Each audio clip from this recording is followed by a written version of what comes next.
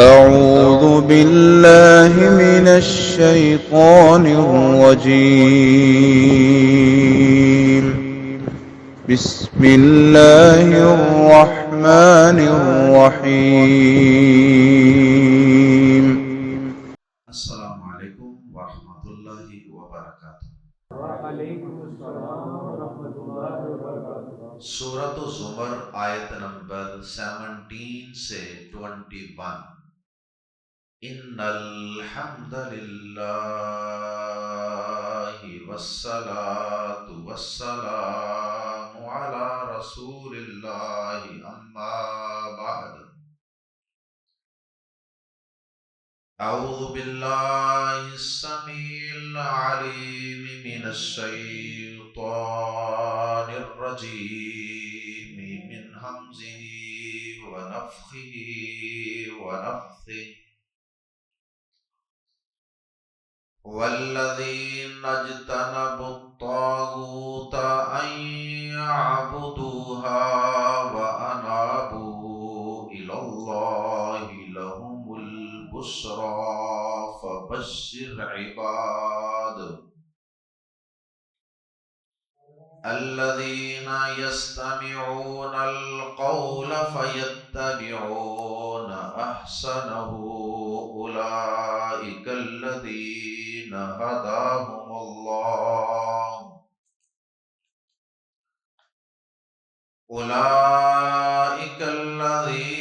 هداهم الله وأولئك هم أولو الألباب۔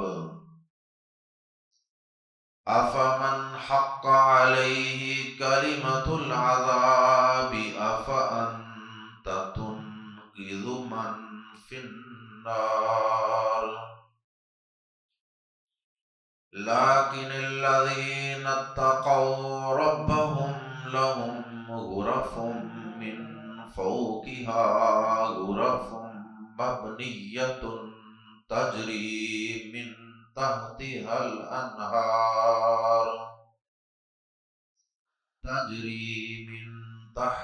الأنهار وعد الله لا يخلف الله الميعاد۔ ألم تر أن الله أنزل من السماء ماء فسلكه ينابيع في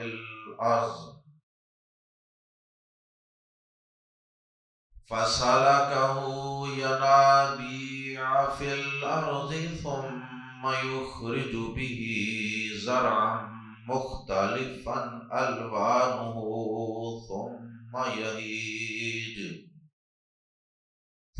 يهيج فتراه مصفرا ثم يجعله حطاما إن في ذلك لذكرى لأولي الألباب۔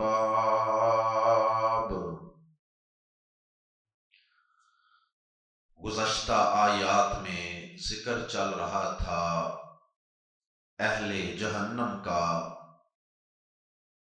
جو اللہ کی نافرمانی کرتے ہیں، جو کفر و شرک اور اللہ کی بغاوت و نافرمانی کے راستے پر خود بھی گامزن ہیں اور اپنے اہل و عیال اور اپنی فیملی کو بھی اس گمراہی کے راستے پر چلائے رکھتے ہیں، اور پھر وہ قیامت کے دن خود بھی بہت بڑے لاس اور نقصان سے دوچار ہوں گے اور اپنے گھر والوں کو بھی بہت بڑے نقصان سے دوچار کریں۔ اللہ رب العزت کا قرآن مجید میں یہ اسلوب اور انداز ہے کہ جب اللہ پاک اہل جہنم کا ذکر کرتے ہیں، اہل کفر اور اہل شرک کا تذکرہ کرتے ہیں، ان کے برے انجام کا ذکر کرتے ہیں، تو اللہ پاک اس ترغیب کے ساتھ ساتھ اس کا دوسرا رخ ترغیب کی شکل میں وہ بھی بیان فرماتے ہیں، یعنی اگر جہنم سے ڈراتے ہیں تو جنت کا شوق بھی پیدا فرماتے ہیں۔ اس لیے اللہ رب العزت نے آیات زیر تفسیر میں ان لوگوں کا تذکرہ فرمایا جو اللہ کی عبادت کرنے والے ہیں اور اس کے علاوہ دنیا کے اندر جتنے بھی جعلی اور بناوٹی معبود ہیں ان کی عبادت سے وہ بالکل کنارہ کرنے والے، ان کی عبادت سے لا تعلقی کرنے والے ہیں۔ اور پھر اللہ پاک نے ان کی کچھ مزید صفات بھی بیان فرمائی کہ وہ سب سے اچھی بات کی پیروی کرتے ہیں، اور پھر اللہ پاک نے انہیں ہدایت یافتہ ہونے کا سرٹیفکیٹ عطا فرمایا، پھر اللہ پاک نے انہیں عقل مند ہونے کا سرٹیفکیٹ بھی عطا فرمایا۔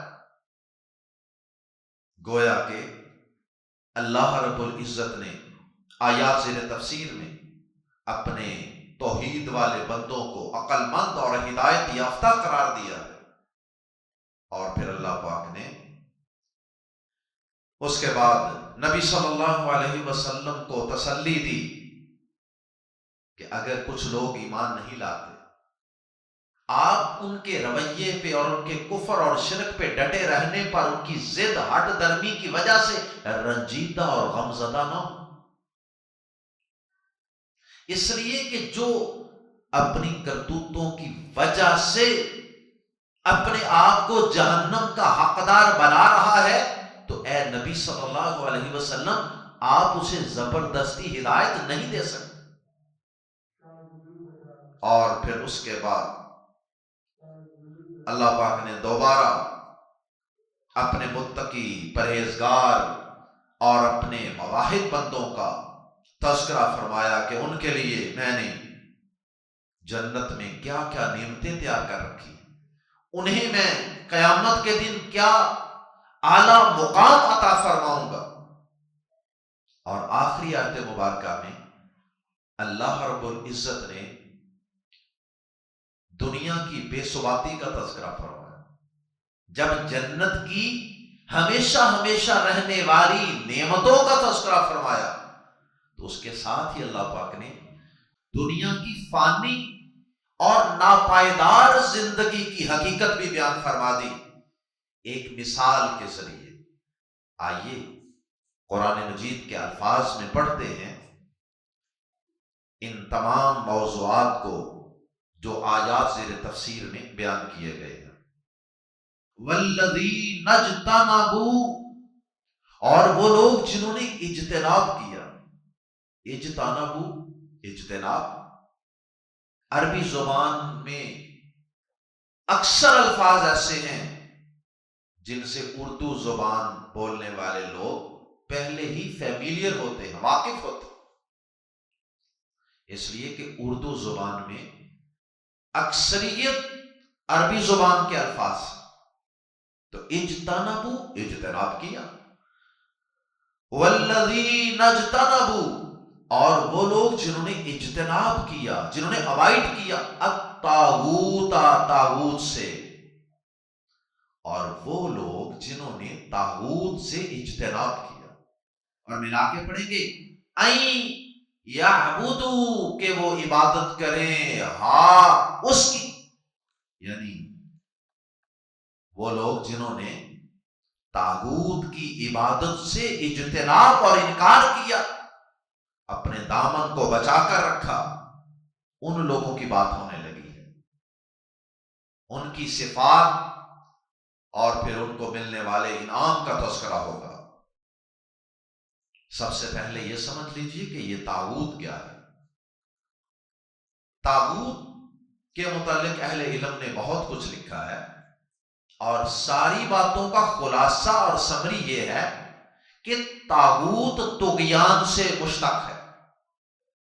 طغیانی ہوتی ہے یعنی سرکشی، بغاوت، ہر وہ قوت، طاقت، ہر وہ انسان، ہر وہ نظام جو اللہ کے مقابلے میں اپنے آپ کو پیش کرے عبادت کے لیے، اطاعت کے لیے، اور وہ یہ چاہے کہ لوگ اللہ کی بجائے مجھ سے جڑ جائیں، اللہ کی بجائے مجھے الہ اور معبود مانے، اللہ کے نظام کی بجائے میرے نظام کو فالو کریں. جس طرح دنیا میں بہت سے کافر اپنے نظام چلانا اور بنانا چاہتے ہیں، کبھی نیو ورلڈ آرڈر کے نام پہ، کبھی سوشلزم کے نام پہ، اور کبھی ڈیموکریسی کے نام پہ. اللہ تعالیٰ نے تو اسلام کو ایک کمپلیٹ کوڈ آف لائف بنا کر نازل کر دیا ہے، جس میں سیاسی نظام بھی ہے، معاشی نظام بھی ہے، اور جس میں تعلیمی نظام بھی ہے، اور جس کے اندر دنیا کے ہر مسئلے کا حل موجود ہے. لیکن اس کے باوجود دنیا میں بہت سے کافر ملک اور کافر قوتیں وہ اللہ کے مقابلے میں اپنے نظام کھڑا کرنا چاہتے ہیں. اس لیے ہم ان سب نظاموں کو اور ان نظاموں کے پیچھے موجود قوتوں کو بھی ہم طاغوت ہی کہتے ہیں. طاغوت کا جو کہ لفظی معنی طغیانی ہے، سرکشی ہے، اللہ کے مقابلے میں کھڑا ہونا ہے.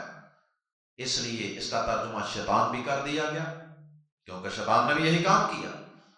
اور اس کا ترجمہ کاہن بھی کیا گیا، اس کا ترجمہ بت بھی کیا گیا. مختصر یہ کہ یہ بڑا وسیع اور جامع اور کمپریہنسو لفظ ہے. ہر وہ قوت، طاقت، نظام، انسان جو اللہ کے مقابلے میں اپنی منانا چاہے، اپنی بات چلانا چاہے، وہ طاغوت ہے. سورۃ البقرہ میں بھی ہم اس کی تفصیل پڑھ چکے. فَمَن يَكْفُرْ بِالطَّاغُوتِ وَيُؤْمِن بِاللَّهِ فَقَدِ اسْتَمْسَكَ بِالْعُرْوَةِ الْوُثْقَىٰ لَا انفِصَامَ لَهَا. وہاں بھی ہم اس کی تفصیل پڑھ چکے، اور اس کا خلاصہ یہ ہے کہ جس نے طاغوت کا انکار کر دیا اور اس نے اللہ پر بھروسہ کیا، اللہ پر ایمان لایا، وہ مضبوط سہارے کے ساتھ بندھ گیا، جڑ گیا. اب وہ اس سے الگ نہیں ہو سکتا. دین پر استقامت، شاہراہ بہشت پر اور شاہراہ کامیابی پر گامزن رہنے کے لیے ضروری ہے کہ انسان طاغوت کا انکار کرے اور اللہ کے ساتھ جڑ جائے. جب تک انسان طاغوت کا انکار نہیں کرے گا، اللہ کی نظر میں وہ کامیاب نہیں، وہ صحیح مومن نہیں ہے. اس لیے اللہ پاک نے سورۃ البقرہ میں بھی پہلے طاغوت کا انکار کرنے کا ذکر کیا، بعد میں اللہ پر ایمان لانے کا ذکر کیا. اور کلمہ توحید جو ہے لا الہ الا اللہ، اس میں بھی یہی ہے، لا الہ، کوئی معبود نہیں. یہ کیا ہے؟ یہ طاغوت کا انکار ہے. اللہ کے علاوہ پوری کائنات میں کوئی معبود نہیں. اور آگے الا اللہ، مگر اللہ ہے. پہلے طاغوت کا انکار، پھر اللہ پر ایمان. یہاں بھی اللہ پاک نے اسی نقطے کی طرف ہماری توجہ مبذول کروائی اور انہی لوگوں کا ذکر کیا، والذین اجتنبوا الطاغوت، اور وہ لوگ جنہوں نے طاغوت سے اجتناب کیا. معلوم ہوا کہ جب تک طاغوت کا انکار نہیں نہ کرنا، اللہ کے علاوہ دیگر سہاروں کا، دیگر معبودوں کا، دیگر مشکل کشاؤں کا، دیگر نظاموں کا انکار نہیں کرنا، اتنی دیر تک انسان کی توحید کامل اور مکمل نہیں ہو سکتی. اللہ پر ایمان اتنی دیر تک قابل قبول نہیں ہے اور پرفیکٹ نہیں ہے. والذین اجتنبوا الطاغوت، اور وہ لوگ جنہوں نے طاغوت سے اجتناب کیا، ان یعبدوا، ہاں کہ وہ اس کی عبادت کریں. عبادت صرف رکوع سجدے نہیں ہوتا، یہ بھی عبادت ہی ہے کہ اللہ کے نظام کو چھوڑ کر اوروں کے نظام کی پیروی کی جائے. پیروی تو ہمیں اللہ کی کرنی ہے، تو اس میں بہت کچھ آ جاتا ہے. عبادت میں بڑا وسیع لفظ ہے عبادت. اور وہ لوگ جنہوں نے طاغوت سے اجتناب کیا کہ اس کی عبادت کریں، وَأَنَابُوا، اور رجوع کیا، اِلَى اللَّهِ، اللہ کی طرف. دیکھیں طاغوت کا انکار پہلے، اللہ کی طرف رجوع بعد میں. وَأَنَابُوا إِلَى اللَّهِ، اور اللہ کی طرف رجوع کیا، اللہ کی عبادت، اللہ کی محبت، اللہ پر ایمان، اللہ کو رکوع سجدے، اللہ کے لیے نظر نیاز، اللہ کے نظاموں کی اطاعت، اللہ کے نظاموں کی امپلیمنٹیشن. لہم، ان کے لیے، بلکہ لہم جار مجرور عام طور پہ شروع میں نہیں آتا، لیکن اگر شروع میں آ جائے تو اس پر زور دینا مقصود ہے. حسر کا یا ہی کا معنی پیدا ہو جاتا ہے. لہم، ان ہی کے لیے یا انہی کے لیے، البشرا، خوشخبری ہے. ایسے ہی لوگوں کے لیے خوشخبری ہے. پس بشر، خوشخبری دے دیجئے اے نبی پاک صلی اللہ علیہ وسلم، عبادی، میرے بندوں کو. اب کی جمع عباد، اور آگے چھوٹی یا حذف کر دی گئی آیات کے آخری حصوں کو ایک جیسا بنانے کے لیے. تو اللہ پاک نے آخر سے یا کو حذف کر دیا. فبشر عبادی، پس خوشخبری دے دیجئے میرے بندوں کو. اللہ پاک نے کتنی محبت کا اظہار کیا. ایسے لوگوں کو اللہ پاک نے اپنے بندے قرار دیا ہے جو حقیقت میں اللہ کے بندے ہیں، وہ طاغوت کا انکار کرتے ہیں. الذین یستمعون، وہ لوگ جو کان لگا کر سنتے ہیں. یستمعون، یہ سین اور تا جو زائد حروف ہے نا، اس کی وجہ سے اس میں مبالغہ پیدا ہو جاتا ہے. یسمعون نہیں ہے، یسمعون کا مطلب سنتے ہیں، اور یستمعون کان لگا کر سنتے ہیں، اور سے سنتے ہیں القول، بات کو. اب یہ ان کی مزید اچھی صفات ہے. یستمعون القول، بات کان لگا کر سنتے ہیں، توجہ سے سنتے ہیں. بہت سے لوگ تو بات سنتے ہی نہیں نا، فلاں کی نہ سنو، فلاں کی نہ سنو. فرمایا جو بات سنتے ہیں، فاتو، یا پھر یتبعون، وہ پیروی کرتے ہیں. اتباع یتبعو، اتباع، فیتبعون، پھر وہ پیروی کرتے ہیں، فالو کرتے ہیں. احسن، سب سے اچھی، ہو، اس قول کی، ہو کی ضمیر لوٹ رہی ہے قول کی طرف. احسن ہو، سب سے اچھی بات کی، پھر اس میں سب سے اچھی بات کی پیروی کرتے ہیں. اس کا مطلب یہ ہے کہ مفسرین نے اگرچہ اس کی کئی طریقوں سے تفسیر کی ہے. ایک مطلب یہ ہے کہ قرآن مجید کی وہ ساری باتیں سنتے ہیں. قرآن مجید میں یہ بھی ہے کہ آپ کسی کو معاف کر دیں کسی نے زیادتی کی تو، لیکن قرآن مجید میں یہ بھی ہے کہ آپ بدلہ لینا چاہیں تو لے سکتے ہیں. کام تو دونوں جائز ہیں، لیکن دونوں میں سے دی بیسٹ احسن کون سا ہے؟ بدلہ لینا حسن ہے، حسن، حسن اچھا، اور معاف کر دینا احسن ہے، دی بیسٹ، سب سے اچھا. یہ سپرلیٹو ڈگری ہے احسن. تو اس کا مطلب یہ ہے کہ بدلہ لینا بھی اچھا کام ہے، لیکن معاف کر دینا سب سے اچھا کام. قصاص لینا جائز ہے، لیکن معاف کر دینا اس سے بھی اچھا ہے. کسی کو آپ نے قرض دیا، مہینے کی مہلت ہے، اب مہینے بعد اس سے سختی کرنا، اسے ڈیمانڈ کرنا، یہ جائز ہے آپ کے لیے. لیکن اگر آپ مہلت دے دیتے ہیں، ریلیکس کر دیتے ہیں مہلت، تو یہ احسن ہے، سب سے اچھا کام. ایک تو یہ مطلب ہے کہ قرآن مجید میں سے ہی جو دو آپشن دیے گئے ہیں، ایک جائز اور ایک بہتر، یہ وہ لوگ ہیں جو ہر چیز میں بہتر کی پیروی کرتے ہیں. اللہ اکبر. اب اگر کوئی نفلی نمازیں نہیں پڑھتا، فرض پڑھ رہا ہے، تو وہ حسن ہے، وہ حسن ہے. لیکن اگر وہ سنتے، نوافل، اشراق، تہجد یہ بھی پڑھ رہا ہے، فرض روزوں کے ساتھ نفلی روزے بھی رکھ کر، یہ احسن کام کر رہا ہے. ایک یہ مطلب ہے، اور دوسرا اس کا مطلب یہ ہے کہ وہ ہر طرح کی بات سنتے ہیں، قرآن کے علاوہ بھی اچھی بری معاشرے کی ساری باتیں سنتے ہیں، سب لوگوں کی بات سنتے ہیں، لیکن اس میں سے فالو کس کو کرتے ہیں، پیروی کس کی کرتے ہیں؟ جو قرآن کی بات ہوتی ہے، یا جو قرآن کے نیرسٹ بات ہوتی ہے نا، سب سے اچھی بات یقیناً وہ قرآن کی بات ہو سکتی ہے، وہ رب کی بات ہو سکتی ہے، وہ اللہ کے نبی کی بات ہو سکتی ہے. جیسے اللہ پاک نے قرآن مجید کے اندر اسی سورت کے اندر ہی آیت نمبر 23 میں فرمایا اللہ نزل احسن الحدیث، اللہ پاک نے سب سے اچھی بات نازل کی۔ احسن تو سب سے اچھی بات تو اللہ کی بات ہے۔ اللہ اکبر، احسن الکلام کلام اللہ، سب سے اچھی بات اللہ کی بات ہے۔ اللہ اکبر۔ ضمن اس میں یہ بات بھی عرض کرتا چلوں کہ ہمارے ہاں بہت سے مسلمان ایسے ہیں کہ جنہوں نے کسی ایک امام صاحب کو پکڑ لیا اور وہ کہتے ہیں کہ بس ہم نے دین کے ہر مسئلے میں بس انہیں کی بات ماننی ہے۔ اللہ اکبر۔ اور کئی لوگوں نے تو یہاں تک بھی لکھا اپنی کتابوں میں کہ کسی مسئلے کو ڈسکس کیا، طلاق کا مسئلہ ہے مثلا، ڈسکس کیا، کہا اس مسئلے میں امام شافعی رحمہ اللہ کا یہ موقف، امام مالک رحمہ اللہ کا یہ موقف، امام احمد بن حنبل رحمہ اللہ کا یہ موقف، امام شافعی کا، امام ابو حنیفہ رحمہ اللہ کا، سب کا موقف بیان کیا، اور اس کے بعد کہا کہ ان میں سے سب سے اچھا موقف فلاں امام صاحب کا ہے، سب سے اچھا موقف، بہترین، احسن۔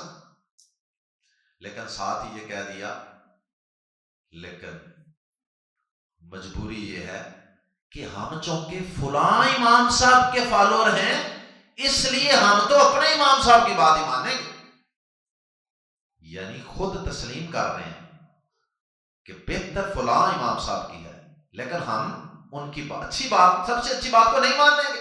کیوں؟ اس لیے کہ ہمارا تعلق فلاں امام صاحب سے۔ میرے قابل احترام بھائیوں اور بہنوں، یہ طرز عمل اس آیت مبارکہ کی روشنی میں کسی طرح بھی درست نہیں۔ اللہ اکبر۔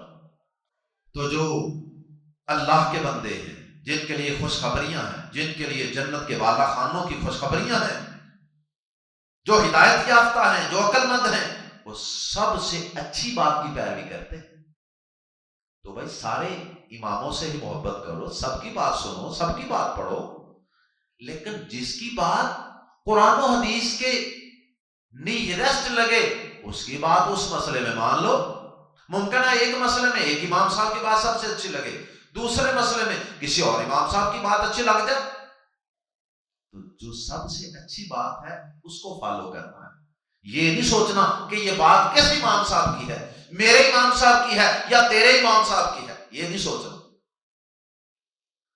اولئک الذین، یہی ہیں وہ لوگ، ہداہم اللہ، جنہیں اللہ نے ہدایت دی۔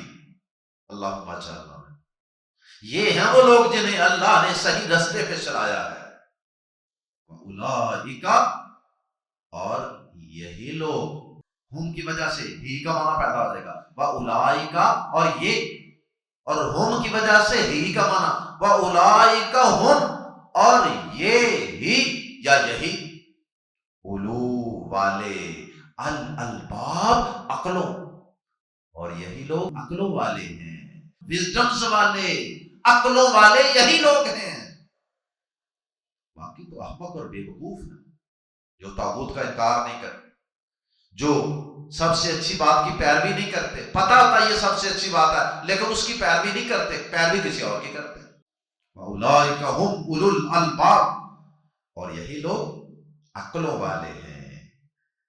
اللہ ہمیں بھی اپنے ان عقل مند بندوں میں شامل فرما لے۔ اللہ اکبر۔ جو سنتے تو سب کی بات ہے لیکن پیروی اس کی کرتے ہیں جو سب سے اچھی بات ہوتی ہے، قرآن اور حدیث کے نیرسٹ ہوتی ہے، یا عین قرآن و سنت ہی ہوتی ہے۔ اور ہمارے ہاں کیا ہوتا ہے، نا نا نا نا فلاں کی نہ سننا، گمراہ ہو جاؤ گے۔ ہاں سن سکتے ہیں لیکن ساتھ قرآن و حدیث کے ماہر علماء کی مجلس میں بھی بیٹھے، ان کی سپرویژن میں سنیں ضرور، ہر ایک کی سنیں، لیکن اپنی عقل بھی استعمال کریں۔ سورہ ملک میں آتا ہے نا، جہنمی جہنم کے اندر جب فرشتے ان کو پوچھیں گے نا، یار تمہارے پاس کوئی ڈرانے والا نہیں آیا تھا، تمہیں کوئی بتانے والا نہیں آیا تھا، تو آگے سے کہتے ہیں ہاں ہاں آئے تھے، لیکن ہم نے ان کی بات ہی کوئی نہ سنی، ہم نے عقل سے کام ہی نہ لیا، ہم نے اپنا دماغ ذہن استعمال ہی نہ کیا۔ سورۃ الملک میں ہے نا، جہنمی کہیں گے وَقَالُوا لَوْ كُنَّا نَسْمَعُ أَوْ نَعْقِلُ مَا كُنَّا فِي أَصْحَابِ السَّعِيرِ، وہ کہیں گے اگر ہم نے بات کو سنا ہوتا اور غور و فکر کیا ہوتا، عقل کو استعمال کیا ہوتا تو آج ہم آگ والوں میں سے نہ ہوتے۔ بات کو سننا، انالیسس کرنا، صحیح بات کو ان میں سے سلیکٹ کرنا اور پھر اس پر عمل کرنا، یہ جہنم سے بچنے کے لیے بھی ضروری ہے۔ اور جو آنکھوں پہ پٹی باندھ کے بس کسی ایک کی عقیدت میں اندھے ہو کر اس کے پیچھے چلتے چلے جاتے ہیں، ان کو غور و فکر کرنا چاہیے۔ آفامن، یہاں اللہ پاک نے نبی صلی اللہ علیہ وسلم کو تسلی دی ہے کہ جو ضد ہٹ درمی کی وجہ سے کفر پر اصرار کر رہا ہے، ڈٹا ہوا ہے، آپ اسے عذاب سے نہیں بچا سکتے۔ آفا تو کیا، من جو حق کا علیہ ثابت ہو چکی اس پر یا جس پر کلمۃ العذاب، عذاب کی بات، تو کیا وہ شخص جس پر عذاب کی بات ثابت ہو چکی، پکی ہو چکی اللہ کے قانون کے مطابق، جو ضد ہٹ درمی کرے گا، شیطان کی پیروی کرے گا اور معاشرے کی اکثریت کی عوام پرستی کرے گا اور اللہ رسول کی بات نہیں مانے گا، ڈٹا رہے گا، ضد کرتا رہے گا، تو اس پہ اللہ کا عذاب کا کلمہ پکا ہو چکا ہے۔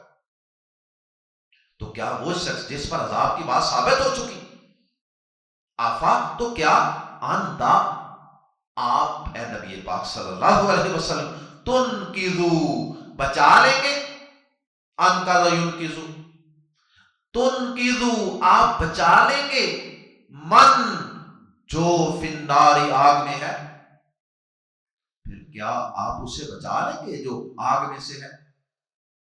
اللہ کے عذاب، اللہ کا فیصلہ اس کی کرتوتوں کی وجہ سے یہ ہے کہ یہ جہنمی ہے، تو کیا آپ اللہ کے مقابلے میں زبردستی اس کو جہنم سے، عذاب سے، کفر سے، شرک سے بچا لیں گے؟ یہ اللہ تعالیٰ کے پاس فیصلے ہیں، یہ اللہ کو پتا ہے کہ کس کو عذاب سے بچانا ہے اور کس کو ہدایت دینی ہے، یہ آپ کو تسلی دی گئی ہے۔ لیکن ان لوگوں کو عذاب سے کیا بچانا ہے؟ آپ نہیں ان کو بچا سکتے، لیکن الذین اتقوا، وہ لوگ جو ڈر گئے، اور ربہم، اپنے رب سے، جو لوگ اپنے رب سے ڈر گئے، یہ ہیں جنہیں آپ عذاب سے بچا سکتے ہیں، جو نصیحت سنتے ہیں، غور کرتے ہیں، عقل سے کام لیتے ہیں۔ الذین اتقوا ربہم، جو اپنے رب سے ڈر گئے، لہم، ان کے لیے یا انہی کے لیے، لہم شروع میں آنے کی وجہ سے ترجمہ کریں گے انہی کے لیے، غرفن، غرفہ کی جمع ہے، غرفن بالا خانے ہیں، عالی شان کمرے، عالی شان محلات ہیں، چیمبرز ہیں، من فوقیہا، جن کے اوپر، ہا کی ضمیر لوٹ رہی ہے غرفن کی طرف، من فوقیہا، جن کے اوپر بھی غرفن بالا خانے ہیں۔ جنت میں کئی درجات ہیں، ان کو بالا خانے ملیں گے، یعنی بڑے اونچے اونچے محلات، عالی شان، بڑے اچھے ایلیویشن والے محلات، مکانات، کمرے، ان کو بالا خانے اردو میں کہہ دیا جاتا ہے۔ تو فرمایا کہ ان کے محلات کے اوپر کچھ اور لوگوں کے بھی محلات ایسے ہی ہوں گے، جن کا سورۃ الفرقان کی آیت نمبر 75 میں ذکر ہے۔ مبنیۃ، وہ اوپر والے جو بالا خانے ہیں نا، مبنیۃ، وہ خوب بنائے ہوئے بالا خانے ہوئے، مبنیۃ اسم مفعول ہے، بنائے ہوئے، مراد ہے کہ نہایت خوبصورتی کے ساتھ، اہتمام کے ساتھ بنائے گئے، سجائے گئے، پھبائے گئے، تجری، بہ رہی ہیں، من تحتہا، جن کے نیچے سے، الانہار، نہریں، وعد اللہ، اللہ کا وعدہ ہے، کسی عام ہستی کا وعدہ نہیں، کسی عام انسان کا وعدہ نہیں ہے، وعد اللہ، اللہ کا وعدہ ہے، لا یخلف اللہ المیعاد، اللہ اپنے وعدے کی خلاف ورزی نہیں کیا کرتا، اللہ یہ سارا کچھ ضرور عطا فرمائے۔ جو اللہ کی توحید پر چلے گا، اللہ کے دین پر چلے گا اور سب سے اچھی بات کو فالو کرے گا۔ اور آخر میں اللہ پاک نے ایک مثال دے کے بات کو سمجھایا ہے دنیا کی بے ثباتی، کیونکہ جنت کے محلات تو ابدی ہیں۔ جنت کے محلات نبی صلی اللہ علیہ وسلم نے فرمایا ایک اینٹ سونے کی، ایک چاندی کی، اور ان کا گارا وہ زعفران، وہ کستوری کا، اور اس کی مٹی زعفران کی ہوگی۔ اللہ اکبر۔ کنکریاں یاقوت اور لؤلؤ کی ہوں گی، اور اس میں جو بندہ ایک دفعہ داخل ہو جائے گا وہ ہمیشہ خوشحال رہے گا، جوان رہے گا، صحت مند رہے گا۔ ساتھ ہی اللہ پاک نے دنیا کی زندگی کی بے ثباتی، فانی ہونا بیان کر دیا ایک مثال کے ذریعے، اور یہ مثال اللہ پاک نے قرآن مجید میں کئی مقامات پہ بیان فرمائی۔ علم کیا نہیں تارا تو نے دیکھا، ان اللہ کہ اللہ نے انزلہ اتارا من السماء آسمان سے، ماء کچھ پانی، تنوین کی وجہ سے، نکرہ ہونے کی وجہ سے ہم ترجمہ کر رہے ہیں کچھ پانی، فا پھر سالا کا اس نے چلا دیا، سالا کا یسلکو چلا دینا، فا سالا کا ہو پھر اس نے چلا دیا اسے، بہا دیا اسے، ینابیع چشموں کی صورت میں، ینابی ینبو ان کی جمع ہے، کوئی چشمہ کوئی نالا پانی کا، فسالا کا ہو پھر اس نے چلا دیا وہ اسے یعنی پانی کو، ینابیع چشموں کی صورت میں، نالوں کی صورت میں، فی الارضی زمین میں۔ پانی اصل میں حقیقت آسمان سے بھی اترا، پھر اس نے اسے چشموں کی صورت میں زمین میں چلا دیا، ثم پھر یخرج وہ نکالتا ہے بھی اس کے ساتھ یعنی پانی کے ذریعے، زرعن کھیتی، ایگریکلچر، یہ زراعت جتنی چیزیں بھی اگتی ہیں زمین سے، مختلفاً مختلف ہیں، الوانہ اس کے رنگ، لون کی جمع الوان، اس کے کلرز مختلف ہیں۔ آپ دیکھ رہے ہیں جتنی فصلیں ہیں، گندم، چاول، کپاس، تل، جتنی بھی چیزیں ہیں ہر ایک کے کلر مختلف ہیں، پھولوں کے کلر بھی مختلف ہیں، ذائقے بھی مختلف ہیں، پھلوں کے، درختوں کے، ہر چیز کے رنگ مختلف ہیں۔ ثم پھر یہیجو، یہ اللہ کی قدرت کی نشانیاں بھی ہیں اور ساتھ ہی دنیا کا فانی ہونا بھی بیان کیا جا رہا ہے کہ جس دنیا کے پیچھے تم بھاگ رہے ہو نا، دین کو چھوڑ کر، قرآن کو چھوڑ کر، اللہ کی عبادت کو چھوڑ کر، اس کی تو یہ حقیقت ہے، اور میری جنت تو ہمیشہ رہنے والی ہے۔ فا پھر ترا تو دیکھتا ہے وہ اسے، مصفرن پیلی ہونے والی، زرد ہونے والی، ثم یعنی وہ پک جاتی ہے نا، زرد ہو جاتی ہے، پہلے گرین ہوتی ہے، بڑی خوش کرتی ہے، بڑی بھلی معلوم ہوتی ہے، ثم یجعلہ پھر وہ بنا دیتا ہے اسے، پھر وہ اللہ پاک کر دیتا ہے اسے حطاما چورا چورا، ریزہ ریزہ، کربلے، وہی کھیتی ہوتی ہے، تھوڑے دنوں کے بعد چورا چورا ہو جاتی ہے، دانے الگ ہو جاتے ہیں، بوسا الگ ہو جاتا ہے، اور وہ کہاں گیا کھیت، بس ختم، ساری گیم ختم۔ اور یہ مطلب یہ ہو سکتا ہے کہ پھر وہ اجناس انسان جانور کھاتے ہیں اور پھر اس کے بعد وہ گوبر اور لید کی شکل میں ریزہ ریزہ ہو چکے ہوتے ہیں۔ یہ وہی ہے، اتنی خوبصورت کھیتی جو لہلہا رہی تھی اور آج یہ لید بنی ہوئی ہے، آج یہ گوبر کے ڈھیر پہ پڑی ہوئی ہے، بدبودار بنی ہوئی ہے۔ یہ ہے دنیا کی زندگی کی حقیقت۔ ان فی ذالک، بے شک اس میں لفظ لا یقیناً ذکرا، نصیحت ہے، بڑی نصیحت ہے، لی کے لیے، اولی الالباب عقل والوں کے لیے، اس میں عقل والوں کے لیے بڑی نصیحت ہے اس مثال میں کہ غور کریں، اللہ کی قدرتوں کو بھی پہچانیں اور اللہ پاک نے یہ جو دنیا کی زندگی بنائی ہے اس کے فانی ہونے کو، اس کے ناپائیدار ہونے کو بھی پہچانیں اور آخرت کی تیاری کریں۔ دنیا میں ایک مسافر کی حیثیت میں زندگی گزاریں، اصل تیاری، اصل محنت وہ کریں جنت کے محلات کے حصول کے لیے اور آخرت کی کامیابی کے لیے۔ اللہ ہم سب کو صراط مستقیم پر اور جنت کی شاہراہ پر، توحید کے رستے پر گامزن کر دے، اور اللہ ہم سب کو اپنی دائمی جنتوں کا مہمان بنا دے، اللہ ہمیں جہنم کے عذابوں سے بچا لے۔ سبحانک اللہم و بحمدک، اشہد ان لا الہ الا انت، استغفرک و اتوب الیک۔